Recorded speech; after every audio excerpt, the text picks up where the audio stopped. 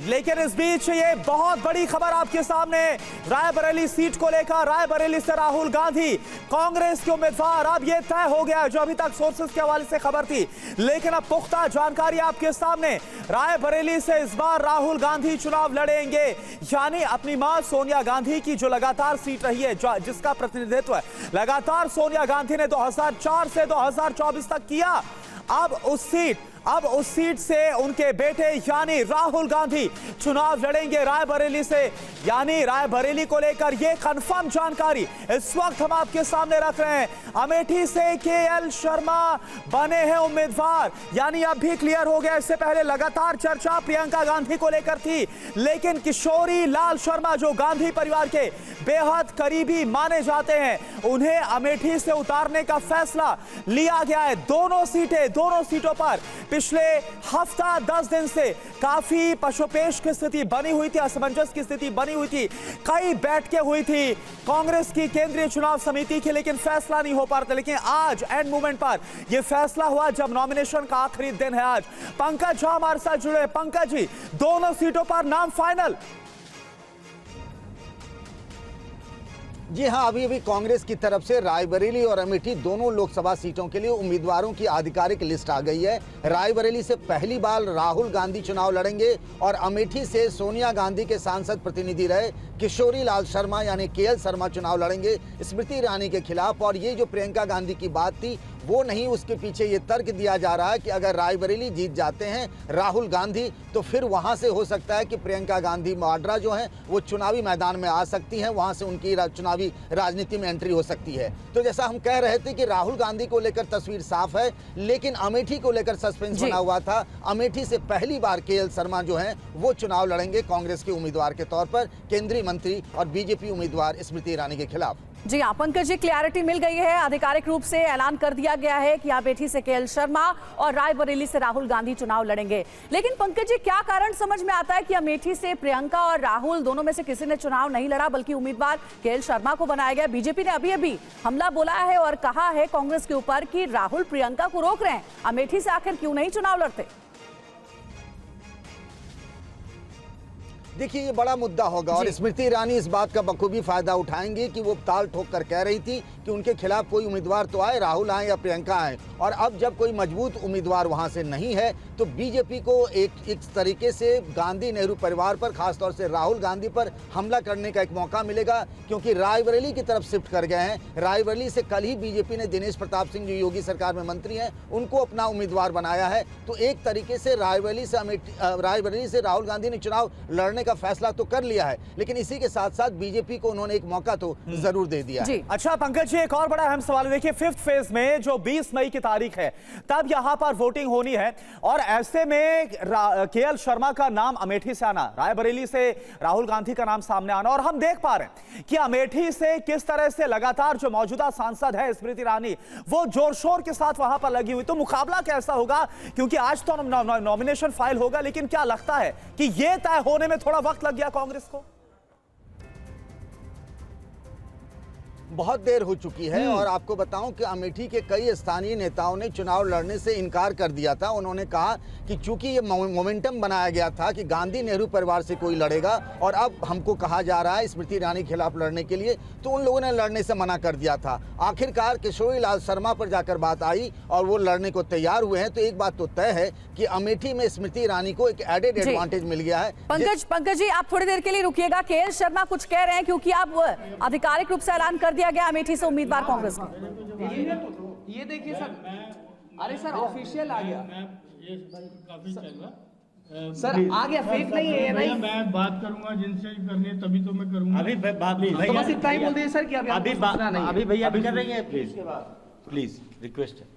तो देखिए, केएल शर्मा कुछ भी कहने से बच रहे हैं, गांधी परिवार के बेहद करीबी हैं। केएल शर्मा के बारे में जो जानकारी वो आपको बता रहे। पंकज जी हमारे साथ जुड़े हुए। पंकज जी, केएल शर्मा को जब रिपोर्टर्स ने पूछा कि क्या कहेंगे आप, अमेठी से कांग्रेस के आधिकारिक रूप से उम्मीदवार घोषित कर दिए गए, उन्होंने कुछ भी कहने से मना कर दिया, कोई प्रतिक्रिया नहीं दी।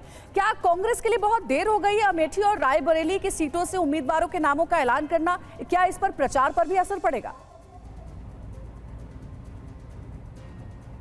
देखिए, रायबरेली तो गांधी नेहरू परिवार का एक तरीके से पुराना गढ़ रहा है और प्रचार पर असर जरूर पड़ेगा और संगठन की तैयारी को लेकर भी, और खास तौर से रायबरेली नहीं अमेठी में बहुत ज्यादा फर्क पड़ेगा, क्योंकि एक तरीके से वहां ये माहौल बनाया गया था कि प्रियंका या राहुल में से कोई चुनाव लड़ेंगे, और अब जब किशोरी लाल शर्मा आ रहे हैं तो वाकई में उनके लिए एक विचित्र स्थिति तो पैदा हो गई है कि उन दोनों के विकल्प के तौर पर किशोरी लाल शर्मा को कांग्रेस की तरफ से पेश किया गया है। अच्छा पंकज जी, एक बात जानना चाहूंगा, क्या इसे सेफ मूव माना जाएगा कांग्रेस की तरफ से? क्योंकि बहुत वक्त लगा और बहुत ही सेफली यहां पर ऐसा लग रहा था कि कोई भी फैसला कांग्रेस लेना चाहती थी। एक तो 2019 का, चलिए मैं आपके पास आऊंगा सवाल के साथ, लेकिन एक बार फिर से केएल शर्मा को सुन लेते हैं। ये काफी चल रहा। सर आ गया, फेक नहीं है ये भाई। मैं बात करूंगा जिनसे करनी है तभी तो मैं करूंगा। अभी बात तो बस इतना ही बोल दीजिए सर कि अभी भैया अभी कर रही है, प्लीज रिक्वेस्ट है। तो देखिए केएल शर्मा जो कि अमेठी से उम्मीदवार होंगे, अब यह तय हो गया है, उनका नाम सामने आ गया, किशोरी लाल शर्मा, जो कि बेहद करीबी है गांधी परिवार के। और देखिए जानकारी भी उनकी आपके सामने रख रहे हैं। रायबरेली में राजीव गांधी के लिए उन्होंने स्ट्रेटजी तैयार की थी, चुनावी रणनीति उनकी तरफ से बनाई गई थी। मेरा सवाल यही था कि ये जो नाम तय किया गया है, इस पर अब देखिए बड़ी खबर आपको बता दें एक बार, अपना नाम आने पर क्या बोले हैं केएल शर्मा, अभी कोई आधिकारिक जानकारी नहीं है, ये केएल शर्मा बोल रहे हैं। पंकज जी, मेरा तो सवाल यही है कि जब पत्रकारों ने पूछा तो वो बोल रहे देखिए मेरे पास कोई ऑफिशियल इंफॉर्मेशन अभी तक नहीं आई है। बता दें, रायबरेली से राहुल गांधी चुनाव लड़ेंगे, अमेठी से केएल शर्मा कांग्रेस उम्मीदवार बताए जा रहे हैं और कांग्रेस ने दोनों नाम का ऐलान किया। आपको बता दें राहुल और केएल शर्मा आज नामांकन करने वाले हैं। आपको बता दें इस वक्त ये सबसे बड़ी खबर और लेटेस्ट इंफॉर्मेशन TV9 भारतवर्ष आपको दे रहा है, जहां तमाम कयासों के बीच अब बड़ा फैसला हो चुका है और फैसला ये कि राहुल गांधी अब चुनावी मैदान में रायबरेली से होंगे। वहीं बड़ी खबर आपको हम बता रहे हैं कि किस तरीके से अब ये फैसला लिया गया है और खबरें ये भी सामने आ रही है कि किस तरीके से प्रियंका गांधी चुनावी मैदान में नहीं होंगी, यानी प्रियंका गांधी चुनाव नहीं लड़ेंगी और अमेठी से केएल शर्मा कांग्रेस उम्मीदवार हैं। तो रायबरेली से राहुल गांधी, अमेठी से स्मृति ईरानी के सामने केएल शर्मा। अब प्रियंका गांधी को लेकर खबर यही है कि वो चुनाव नहीं लड़ेंगी। तो इस वक्त की 3 बड़ी खबरें आपको हम बता रहे हैं, जहां रायबरेली और अमेठी को देखते हुए, गांधी उम्मीदवारी को देखते हुए बड़े फैसले हो चुके हैं, लेकिन राहुल गांधी चुनावी मैदान में है रायबरेली से। खबर प्रियंका गांधी को लेकर यह है कि वो चुनाव नहीं लड़ेंगी। और तीसरी और महत्वपूर्ण खबर आपको बता रहे हैं, जहां अमेठी से अब चुनावी मैदान में गांधी नहीं बल्कि केएल शर्मा है। हमारे रोविंग एडिटर पंकज झा लगातार हमें इस बारे में इनसाइड इनपुट दे रहे हैं। और पंकज जी, इस फैसले का मतलब क्या है? इस फैसले का मतलब ये है कि शुरुआत से प्रियंका गांधी को झिझक थी कि वो इस वक्त चुनाव नहीं लड़ना चाहती हैं। उसके पीछे उनके 2-3 तर्क थे। सबसे बड़ा तर्क ये था कि संसद में गांधी नेहरू परिवार के तीनों सदस्य नजर आए, यानी सोनिया गांधी राज्यसभा में पहुंच चुकी हैं, राहुल गांधी लोकसभा में पहुंचते हैं, और वो भी अगर पहुंच जाती हैं तो जिस तरीके से बीजेपी परिवारवाद का आरोप लगाती रही है गांधी नेहरू परिवार पर, उसको एक बड़ा मौका मिल जाएगा। प्रियंका ये नहीं चाहती थी। दूसरी बात यह है कि वो जल्द एक्सपोज नहीं होना चाहती थी चुनावी राजनीति को लेकर। उनको लगता था कि वो स्टार कैंपेनर हैं, क्राइसिस मैनेजर रही हैं पार्टी की, और उनके पास बहुत सारे काम है। अगर इस तरीके से वो आ जाएंगी तो एक लोकसभा सीट में फंस सकती है, और इसीलिए राहुल गांधी रायबरेली से चुनाव लड़ रहे हैं, जिनके लिए प्रचार का काम प्रियंका गांधी पहले से, जब भी राहुल गांधी और मां सोनिया गांधी चुनाव लड़ते रहे हैं, तो प्रचार का काम, चुनाव प्रचार का काम प्रियंका गांधी ही करती रही। तो पहली बार अमेठी नहीं बल्कि रायबरेली से राहुल गांधी चुनाव लड़ेंगे, ये तय हो चुका था। और अब जाकर के अमेठी को लेकर भी सस्पेंस खत्म हो गया है। वहां प्रियंका नहीं बल्कि केएल शर्मा के बारे में पंकज जी जानना चाहेंगे, क्योंकि अमेठी से गांधी परिवार का ना होना, केएल शर्मा की उम्मीदवारी, इनके बारे में बताएं। देखिए, सोनिया गांधी रायबरेली से जब सांसद रही हैं जब भी, तो केएल शर्मा उनके सांसद प्रतिनिधि के तौर पर रहे हैं। पिछले कई सालों से रायबरेली का काम वो देखते रहे, संगठन से लेकर सांसद जो सोनिया गांधी है उनका कामकाज। इसके अलावा आपको बताऊं कि वो कांग्रेस पार्टी के राष्ट्रीय सचिव भी रहे, बिहार के वो सह प्रभारी भी रहे हैं। केएल शर्मा गांधी नेहरू परिवार के काफी करीबी माने जाते हैं। जब बहुत सारे नेताओं ने अमेठी से चुनाव लड़ने से मना कर दिया, जब प्रियंका गांधी ने मना कर दिया, तो केएल शर्मा उस पर सहमत हुए हैं और केएल शर्मा कांग्रेस के उम्मीदवार होंगे अमेठी से। लेकिन अच्छा दिनेश, जो ये सवाल आ रहा है पंकज जी, सवाल अमेठी को लेकर बड़ा बना हुआ है, क्योंकि यहां पर स्मृति ईरानी जो मौजूदा सांसद है और लगातार 3 बार यहां से राहुल गांधी यहां से सांसद है, लेकिन एक बड़े फर्क से 2019 में उन्हें हार का सामना करना पड़ा। तो केएल शर्मा का नाम यहां पर सामने आना क्या कोई सरप्राइज था? हालांकि उनकी जो करीबी है गांधी परिवार से, वो समझ में आती है, या फिर कुछ और भी नाम थे जो यहां से चल रहे थे? देखिए, कुछ और नाम चल रहे थे जो मुझे जानकारी मिली, उस पर लंबी चर्चा हुई, बैठक भी हुई, लेकिन बाद में आखिरकार तय किया गया कि चूंकि और कोई नेता इस बात को लेकर कह रहा था कि चूंकि माहौल बना था कि गांधी नेहरू परिवार का कोई सदस्य अमेठी से स्मृति ईरानी के खिलाफ चुनाव लड़ेगा, ऐसे में कोई स्थानीय नेता उनको टक्कर नहीं दे सकता था, तो अंत में आखिरकार कोई विकल्प नहीं मिल रहा था। प्रियंका गांधी चुनाव लड़ने से मना कर चुकी थी। केएल शर्मा परिवार के बेहद करीबी और भरोसेमंद माने जाते हैं। उनको रायबरेली और अमेठी की संगठन की और साथ ही वहां के इलाके की समझ भी रही है, सालों से इस इलाके में काम करते रहे, इसीलिए ये तय किया गया कि केएल शर्मा को ही चुनाव लड़ाया जाए और अब वो उम्मीदवार होंगे पार्टी की तरफ से अमेठी से। अब रायबरेली पर सवाल पंकज जी, राहुल गांधी और रायबरेली पर उनकी सहमति कैसे संभव हो पाई? देखिए, इसमें यह कहा जा रहा था, जो सबसे बड़ा तर्क ये दिया जा रहा है कि चूंकि वो कांग्रेस अध्यक्ष रही, सोनिया गांधी का एक तरीके से संसदीय क्षेत्र रहा है।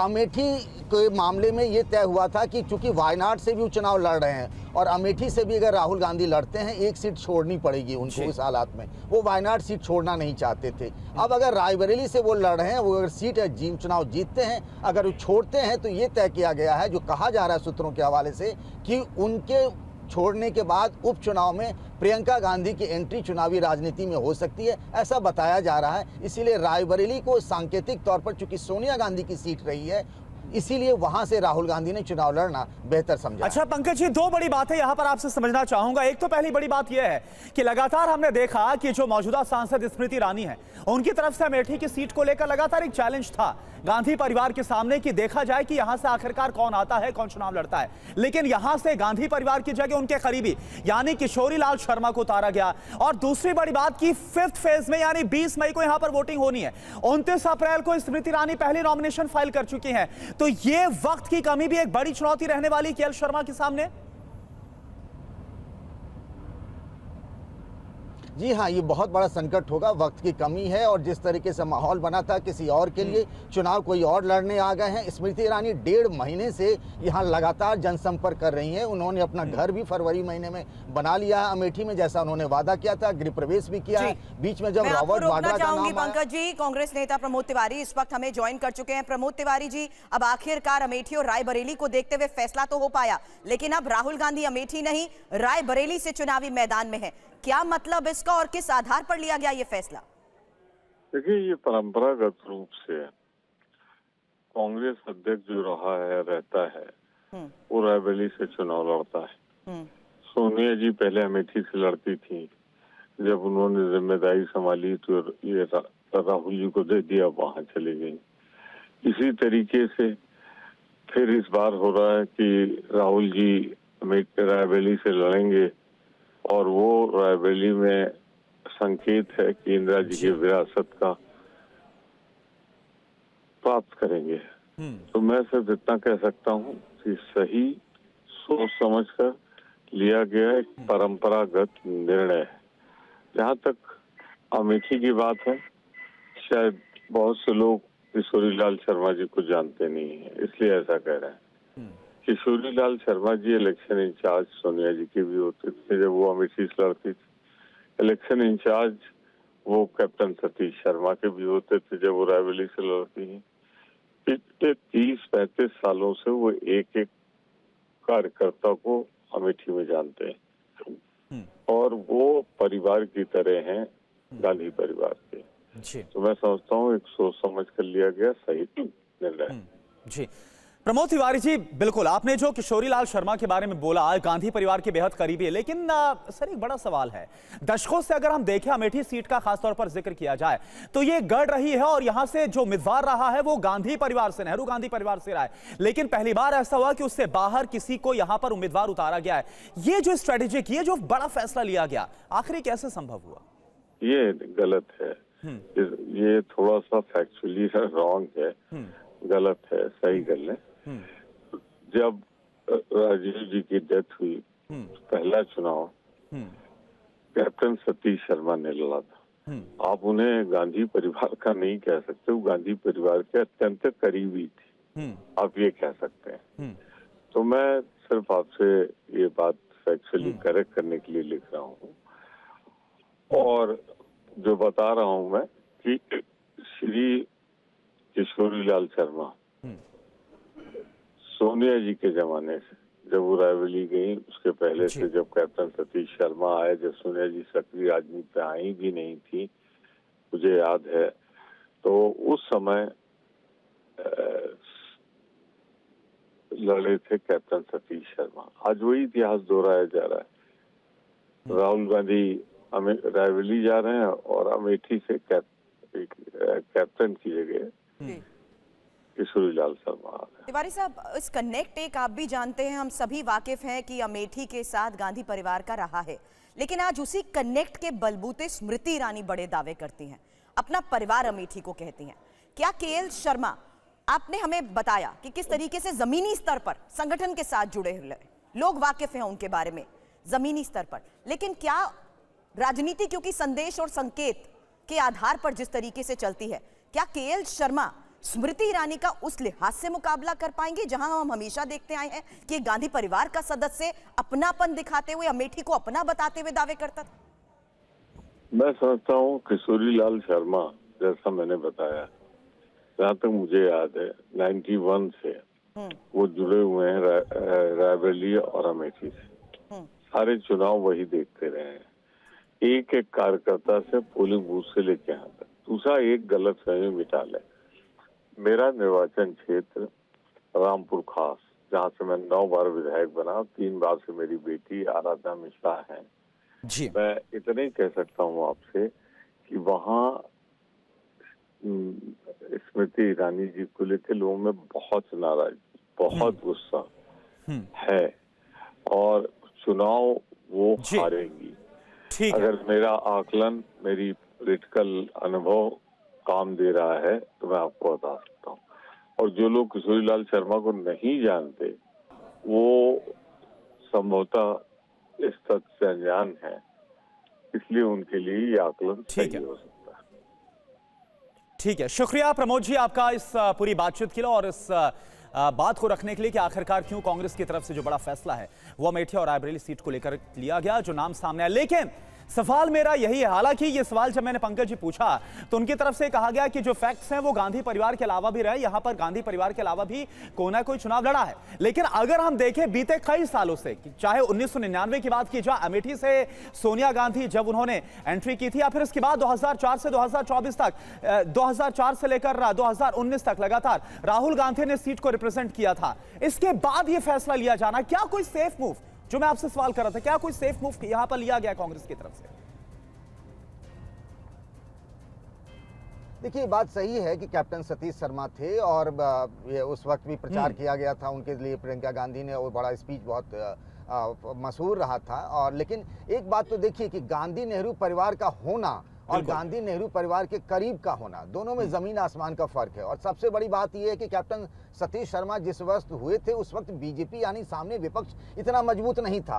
अब ये दूसरा समय है, 2014 के बाद से ग्राउंड बहुत बदल गया है। खुद राहुल गांधी अमेठी से पिछला लोकसभा चुनाव हार गए हैं। उस स्थिति में किशोरीलाल शर्मा, जो वाकई में इलेक्शन एजेंट भी रहे हैं, चुनाव प्रभारी भी रहे हैं, परिवार के बहुत करीबी रहे हैं, ये सब बातें सही है और सालों से उस इलाके को जानते हैं। लेकिन जब ये माहौल बना था कि परिवार का कोई सदस्य लड़ पड़ेगा और उसके बदले में कैप्टन माफ करिएगा कि किशोरी लाल शर्मा आ जाते हैं तो वाकई कैडर के एक संगठन के और कार्यकर्ताओं के मोरल पर थोड़ा फर्क तो पड़ेगा। और चूंकि बहुत देर वैसे भी हो चुकी है, आज नामांकन की आखिरी तारीख है, कितना वक्त बचा है और सामने में स्मृति ईरानी जैसे मजबूत उम्मीदवार भी इसी हैं। आधार पर पंकज जी, जब मैंने प्रमोद तिवारी जी से सवाल किया कि एक अपनापन, एक कनेक्ट, अपना परिवार कहा है हमेशा इससे पहले राहुल ने अमेठी को, आज वही दावा स्मृति ईरानी करती हैं, तो वो किस लिहाज से केएल शर्मा को लेकर इतने कॉन्फिडेंट है कि वो कह रहे हैं कि स्मृति ईरानी से जनता वहां परेशान हो चुकी है और वो बड़ी हार का सामना करेंगे? देखिए, बार बार कांग्रेस की तरफ से तो कहा ही जाएगा, कोई भी व्यक्ति, कोई भी पार्टी अपने ही उम्मीदवार के बारे में तो कहेगा कि जीत के दावे करेगा, ये बड़ा नेचुरल भी है।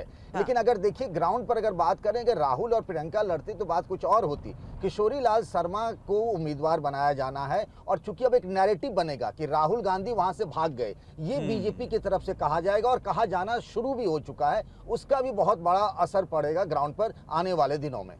और ये इस बात का बयान तो पंकज जी स्मृति ईरानी ने वायनाड में खड़े होकर ये कह दिया था कि कौन अपना परिवार बदलता है, अगर आप किसी को अपना परिवार कहते हैं तो उनको छोड़ कैसे देते हैं। ये आधार तो उन्होंने पहले भी बनाया जनता के बीच जाते हुए। लेकिन इस बीच जो बड़ी खबर आपने बताई, अमेठी से उम्मीदवारी पर बोले केएल शर्मा। एक और बड़ी खबर इस वक्त TV9 भारतवर्ष आपको बता रहा है, अभी कोई आधिकारिक जानकारी नहीं है, सवाल पर कोई जवाब दिए बिना ही वो निकल गए। आधिकारिक लिस्ट में अमेठी से केएल शर्मा की उम्मीदवारी को लेकर जिस तरीके से बड़ी खबर आ रही है, फिलहाल उनकी तरफ से क्या कहा गया, सुनिए।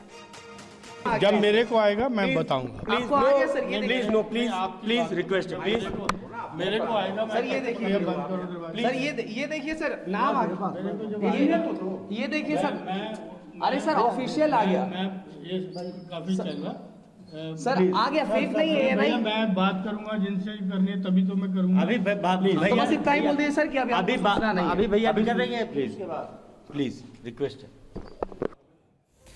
रायबरेली में स्थानीय कांग्रेस नेताओं ने राहुल गांधी की उम्मीदवारी का स्वागत किया है और कहा कि रायबरेली में कांग्रेस का मजबूती से यहां पर चुनाव होगा।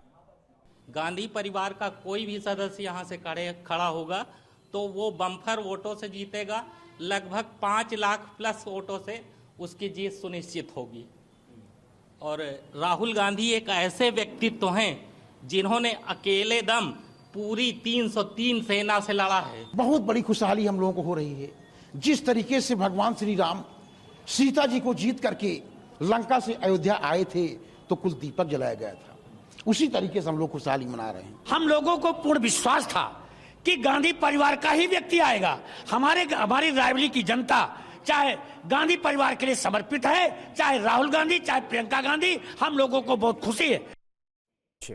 और देखिए हमारे साथ हमारे रोविंग एडिटर पंकज जी भी जुड़े हुए हैं। पंकज जी, देखिए हम लगातार देख रहे थे और सुन रहे थे, बीजेपी की तरफ से कॉन्फिडेंस दिखाया जा रहा था कि जो अमेठी की सीट पर 2019 में हुआ वो इस बार होगा रायबरेली की सीट पर। लेकिन यहां से इस बार अब राहुल गांधी का जाना, उधर शिफ्ट हो जाना, दिनेश सिंह जो कि उनका जिनके साथ मुकाबला जो बीजेपी से है, अब यह मुकाबला कैसा होता हुआ नजर आएगा, थोड़ा ये आप समझाइए। देखिए 2014 में भी और 2019 में भी जब बीजेपी लहर थी, मोदी लहर था, उसके बावजूद भी सोनिया गांधी दोनों चुनाव जीती। बगल में अमेठी में भले राहुल गांधी स्मृति ईरानी से पिछले लोकसभा चुनाव में 55,000 वोटों से हार गए थे, लेकिन वहां रायबरेली में वोटों का अंतर जरूर कम होता रहा, लेकिन फिर भी मार्जिन बड़ा था। 1 लाख से अधिक वोटों से सोनिया गांधी जीत गई थी। और ये बात प्रमोद तिवारी जी अभी सही कह रहे थे, इंदिरा गांधी, फिर सोनिया गांधी, गांधी नेहरू परिवार से बड़ा इमोशनल कनेक्ट रहा है रायबरेली का। और दिनेश प्रताप सिंह ही पिछली बार भी बीजेपी की तरफ से उम्मीदवार थे, तो बीजेपी ने फिर उन्हें रिपीट किया है। राहुल गांधी की जगह बदल गई है, वो अमेठी से रायबरेली आ गए हैं। तो यहाँ मुकाबला अगर देखें हम तो कहीं ना कहीं ऐसा लग रहा है कि राहुल गांधी के आने से कांग्रेस का संगठन बड़े ही कमजोर था, लेकिन जिस तरीके से सोनिया गांधी यहाँ से राज्यसभा चली गई और उनकी जगह राहुल आ गए तो कार्यकर्ताओं का मनोबल जो है वो हाई हो गया है एक तरीके से। तो मुकाबला बेहद दिलचस्प होने वाला है रायबरेली का। अच्छा, बड़ा एक दिलचस्प सवाल ये भी है पंकज जी कि ये बताइए, भले ही अमेठी से नहीं लड़ रहे हैं राहुल गांधी, लेकिन वो रायबरेली से लड़ रहे हैं और दोनों ये पारंपरिक सीट गांधी नेहरू परिवार की रही है। क्या राहुल गांधी का रायबरेली से ही लड़ना, क्या इसका एक असर, क्या इसका एक फर्क नजर आएगा अमेठी की सीट पर भी? कुछ वहां पर माहौल बनेगा क्या? देखिए फर्क तो होता है, लेकिन अगर गांधी नेहरू परिवार से कोई अमेठी से लड़ता तो बात और होती, क्योंकि देखिए लगातार परिवार के सदस्य एक आध मौकों को छोड़ दें तो वहां से लगातार चुनाव लड़ते रहें और खुद वो रायबरेली से लड़ रहे हैं। अब इस मौके को बीजेपी किस तरीके से वो टर्न देगी, एक स्पिन देगी, ये आप देख रहे हैं कि किस तरीके से चीजें शुरू हो गई हैं और कहा जाने लगा है कि राहुल गांधी अमेठी छोड़कर चले गए रायबरेली की तरफ। उसका भी एक मनोवैज्ञानिक दबाव होगा अमेठी के वोटरों पर, और वो किस लिहाज से आने वाले दिनों में टर्न लेता है वो चुनावी नतीजे को जरूर प्रभावित करेगा। क्योंकि हम रायबरेली को लेकर इस वक्त और राहुल गांधी की बात कर रहे हैं पंकज जी, तो मैं उस लेटर का जिक्र करना चाहूंगी जो यहां से सोनिया गांधी ने लिखा, और उन्होंने वो विश्वास उस लेटर के आधार पर जाहिर करने की कोशिश की थी कि मैं जानती हूं मैं मौजूद रहूं या ना रहूं, लेकिन जिस तरीके से आपने मुझे स्वीकार किया था आने वाले वक्त में भी आप हमारा साथ देंगे। क्या वही साथ अब आप देखेंगे जहां राहुल गांधी की मौजूदगी में रायबरेली को देखते हुए जो उत्साह यहां पर कार्यकर्ताओं में नजर आ रहा है उसी का नतीजा?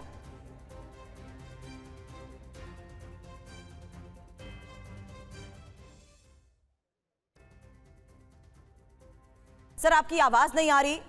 पंकज जी मैं आपके पास जल्द वापस लौटती हूं, और जिक्र मैं इसीलिए सोनिया गांधी के रायबरेली की जनता को लिखे गए लेटर का कर रही थी क्योंकि उसमें उन्होंने उसी पुराने नाते का जिक्र किया था कि नाता बहुत पुराना है और अपने ससुराल से मुझे सौभाग्य की तरह ही मिला है।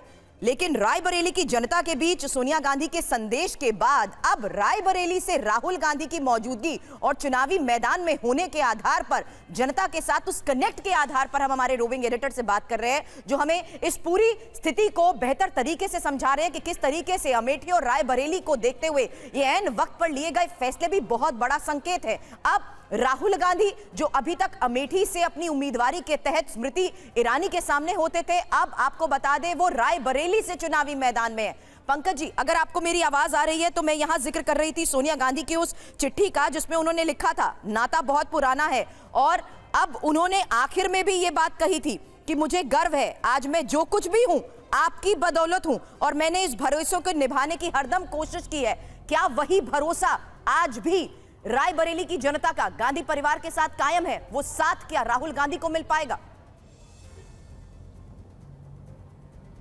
देखिए उसी भरोसे की डोर थामकर राहुल गांधी रायबरेली से चुनावी मैदान में उतरे हैं, और ये भरोसा सिर्फ सोनिया गांधी तक ही नहीं है, ये पीढ़ियों का है। इंदिरा गांधी के ज़माने से, फिरोज गांधी के ज़माने से रहा है उनका परिवार का इस इलाके से, रायबरेली से रिश्ता रहा है, और कई सारी कहानियां हैं, किस्से हैं किस तरीके से लोगों को अपना माना है। तो जब अमेठी से रायबरेली शिफ्ट करने का फैसला किया तो जैसे कह रहे थे प्रमोद जी ना कि कांग्रेस के अध्यक्ष होने के नाते जब प्रियंका गांधी थी या फिर सोनिया गांधी थी, अब जब राहुल गांधी हैं, तो एक कह सकते हैं कि शिफ्ट हुआ है। और मार्मिक अपील जो चिट्ठी में की थी जब राज्यसभा के लिए चली गई थी और उन्होंने लोकसभा के सांसदी छोड़ दी थी सोनिया गांधी ने, तो उसी भरोसे रिश्ते नाते और सदियों से सर ये सवाल मैंने आपसे इसलिए भी किया पंकज जी क्योंकि स्मृति ईरानी इसी को आधार बना रही है।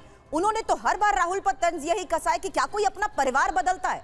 जनता के बीच जब जब वो गई हैं तो उन्होंने हर बार इसी आधार पर राहुल गांधी पर तंज कसा और हमला बोला। जी हाँ बिल्कुल, स्मृति ईरानी अमेठी को लेकर इस संदर्भ में बार बार चुनौती दे रही हैं राहुल गांधी को, और वो इसीलिए कह रही थी, वो दिखा रही थी कि उन्होंने घर बना लिया अमेठी में। राहुल गांधी का अपना कोई घर नहीं रहा, इतने सालों तक वो सांसद रहे, उनका आना जाना लगा रहा, और इस लिहाज से वो उन पर हमले करती रही हैं। लेकिन अगर देखें तो रायबरेली भी तो गांधी नेहरू परिवार का ही एक गढ़ रहा है, वहाँ पर भले ही चेहरे बदलते रहे, इंदिरा गांधी से लेकर सोनिया गांधी, अब राहुल गांधी हो गई। लेकिन ये बात जरूर है कि इस बात की चर्चा आने वाले दिनों में होगी कि अमेठी से राहुल गांधी क्यों नहीं, कोई गांधी नेहरू परिवार क्यों नहीं, और स्मृति ईरानी ही नहीं बीजेपी के बड़े बड़े नेता इस मामले को चुनावी मुद्दा बनाने की कोशिश तो करेंगे ही।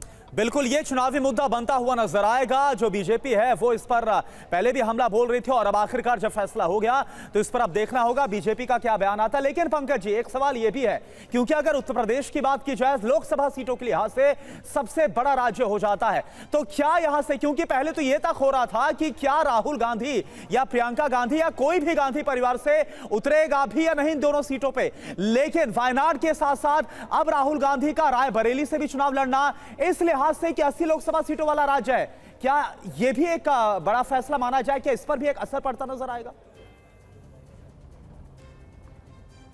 देखिए, कांग्रेस के हर छोटा बड़ा नेता जो है वो इस बात की बार बार अपील कर रहा था। यूपी कांग्रेस से लेकर के कांग्रेस के राष्ट्रीय स्तर के नेता, खुद कांग्रेस के जो अध्यक्ष हैं मल्लिकार्जुन खड़गे, सब कह रहे थे कि परिवार के सदस्य को यहाँ से लड़ना चाहिए था। बात तो ये हो रही थी कि दोनों भाई बहन यानी राहुल और प्रियंका दोनों लड़े, लेकिन चूंकि अब राहुल गांधी लड़े, प्रियंका गांधी नहीं लड़ रही, उसके पीछे राहुल गांधी के अपने तर्क थे कि वायनाड ने उनका बुरे वक्त में साथ दिया। 2019 में जब अमेठी से चुनाव हार गए थे और वायनाड के लोगों ने साथ दिया, तो अब कैसे छोड़ सकते हैं। और इसीलिए शायद ये मन में रहा होगा कि वो रायबरेली जब शिफ्ट कर जाते हैं, चुनाव जीत जाते हैं और दोनों जगह से चुनाव जीतेंगे, तो शायद उस स्थिति में अगर सीट छोड़ने की नौबत आई और रायबरेली वो सीट हुई, तो हो सकता है उसके बाद प्रियंका गांधी उस जगह से चुनावी राजनीति में एंट्री ले सकती हैं। हो सकता है कोई दूसरा नाम भी हो, लेकिन इस वजह से देरी हुई। और दूसरी एक और बात कहना चाहता हूं, अखिलेश यादव जब राहुल गांधी से मिले थे और उसके बाद भी उन्होंने 2-3 बार जब बातचीत हुई थी, खड़गे जी से भी उन्होंने ये बात कही थी कि चुनाव में नेताओं को चुनाव जरूर लड़ना चाहिए। वो खुद भी कन्नौज से लड़ रहे हैं और चाहेंगे